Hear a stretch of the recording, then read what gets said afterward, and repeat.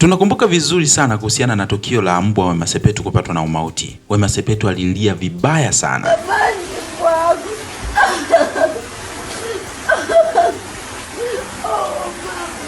Lakini unafahamu siri iliyopo nyuma ya pazia kuhusiana na mbwa wa Wema Sepetu?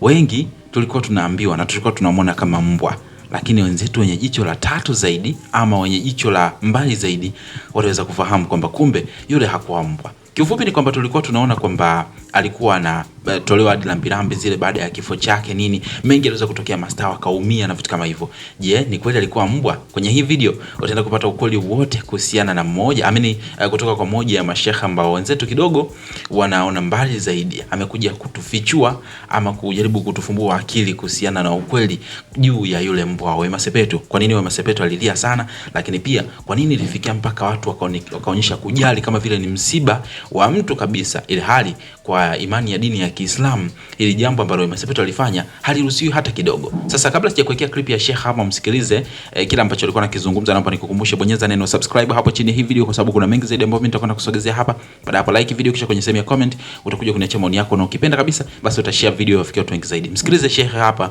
alafu utaniachia comment yako. Mtu ana mbwa, anakuwa naye mpaka chumbani, anakula naye sahani moja, anamvisha mpaka nguo. Wewe unaweza kusema ni mbwa, kumbe ni kitu chake ambacho kina umuhimu katika maisha yake.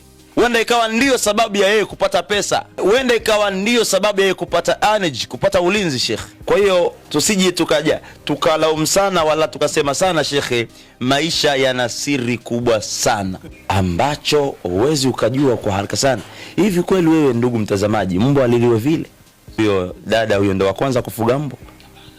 Mbwa. Kuna siri kubwa sana Sheikh. Siri kubwa sana Sheikh.